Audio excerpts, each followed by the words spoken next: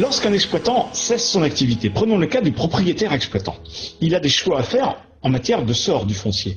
Quelquefois, il ne sait même pas encore exactement ce qu'il va vouloir faire du foncier. Est-ce qu'il va vouloir le louer? Est-ce qu'il va vouloir le vendre? Est-ce qu'il va vouloir organiser la donation d'une partie des biens à ses enfants ou à ses petits-enfants?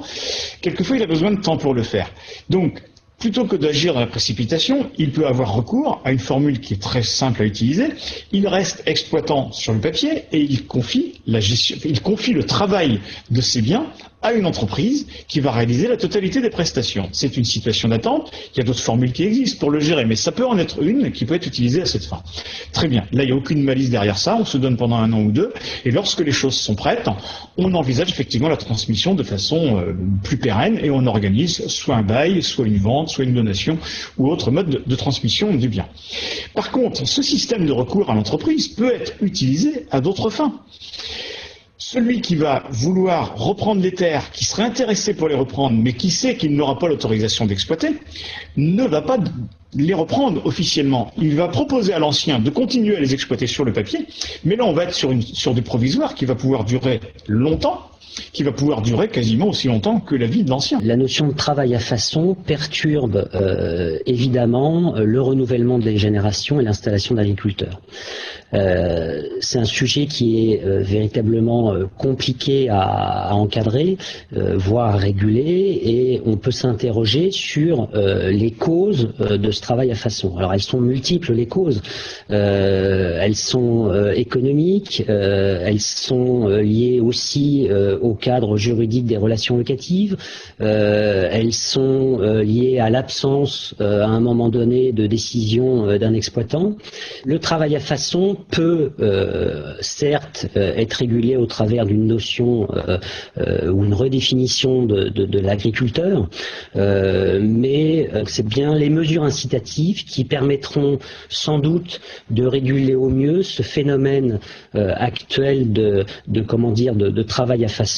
Et ces incitations, elles sont là encore sans doute de nature fiscale, qui permettraient d'alléger la fiscalité si la personne transmet l'exploitation à un opérateur tel que la SAFER, si on taxe lourdement ou plus lourdement des entreprises qui recourent à des prestations extérieures, mais fondamentalement l'essentiel pour réguler cette pratique et ce phénomène, c'est bien d'inciter les agriculteurs à quitter leur exploitation. Et cette incitation, elle est de nature fiscale, voire économique, mais elle sera beaucoup plus efficace qu'un quelconque mode de régulation difficile à mesurer en pratique sur le terrain. Tout système ou tout avantage mis en place à un moment donné dans un objectif précis peut être complètement dévoyé au fur et à mesure de son utilisation. Un exemple, en matière de droit de transmission. La fiscalité est quand même assez lourde en matière de transmission d'exploitation, notamment sur le foncier. On a des droits d'enregistrement importants, on a toute une fiscalité qui se greffe là-dessus.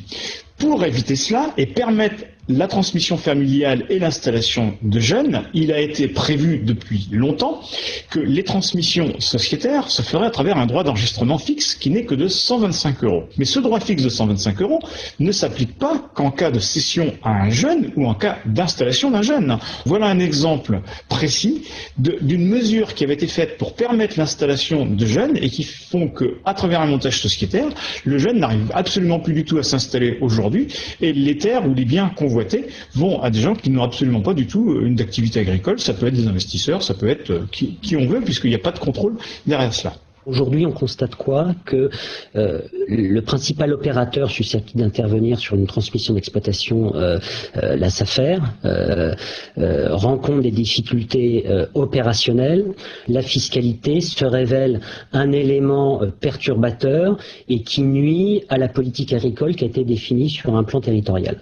Et donc, l'aménagement de ces outils d'intervention doit être facilité sur un plan opérationnel et notamment sur un plan fiscal, de permettre une transmission des exploitations vers cet opérateur dans des conditions fiscales normales et qu'on n'ait pas une surfiscalité à cause d'une intervention d'un opérateur non exploitant, hein, puisque la plupart, je dirais, des mesures fiscales qui conditionnent notamment pour les plus-values des cédants supposent qu'on soit d'exploitant à exploitant.